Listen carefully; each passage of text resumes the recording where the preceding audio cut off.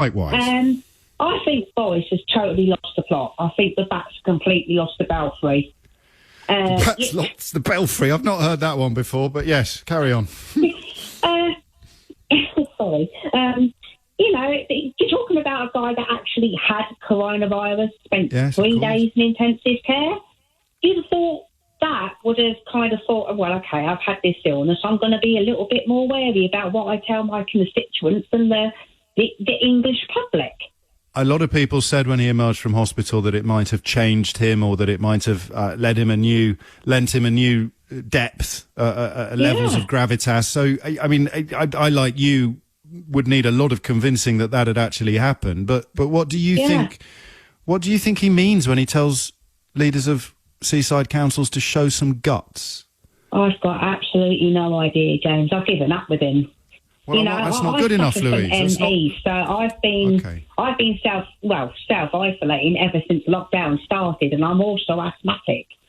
Crikey. So any kind of means of me going to a beach anytime soon is just like a plain luxury. I'd love to be able to. But the problem is when you go out about your business and you try and observe the guidelines, you don't know whether that person over there is just run in front of you on the pavement, or that person over there breathing down your neck in the supermarket queue. They might have been at the beach yesterday. That's the problem, isn't it? I think it is. Anyway. Exactly. Did you like him before? You don't have to answer that, but I did. I voted for him to be Mayor of London in 2008. I fell for the kind of, the bumbling, buffoonish act, and to my embarrassment, I fell for it completely, briefly. But did you like the cut of his jib prior to this crisis? I actually thought he made a better Blinken. What was it you just said he was? Mayor. Mayor of London. He was the Prime Minister. Yeah, well, you might be onto something. Yeah, totally.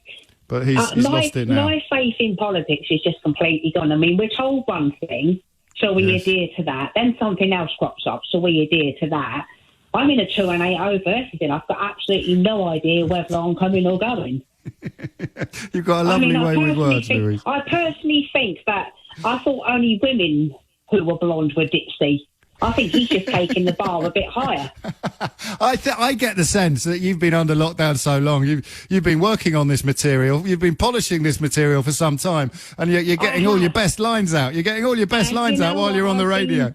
I have been waiting to talk to you. Now I finally have. I'm absolutely thrilled. Well, I'm the one that's thrilled. Yes, go on. Yeah, fill your boots. If my team had actually kind of won a cup or anything, I wouldn't go out in public to celebrate. I'd be running around the lounge with my T-shirt over my head going, get in. Who is your team, Louise? Pompey. Well, I think you're safe for a while.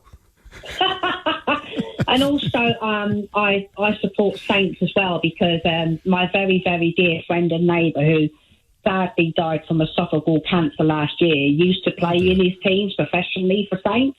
Well, there you go. That's a nice reason to have a loyalty to a club. I'm glad you've still got your sense of humour. You've got a lovely way with words. I need to translate, because we're a national station these days. I need to translate 2 and 8 for people not familiar with the beauties of rhyming slang. It means state, you see. So Louise is in a state. That's the rough translation. But I look forward to talking to you again soon. And I know that you're going to stay safe, but I'm going to tell you to anyway. So stay safe, Louise. 26 minutes after 12 is the time. This phrase, I really want some help with it, because I think it's evidence, as Louise just suggested, and this is an important observation that she makes. This show some guts phrase does suggest that he hasn't learned anything or changed at all, despite his own brush with death towards the beginning of this outbreak. You remember he was on holiday for half of February, came back, boasted about shaking hands with COVID-19 parents. Maybe that's what show some guts means. We should all go and shake hands with people who are infected. I mean, I'm being glib, but until you tell me what it does mean, I haven't got a clue.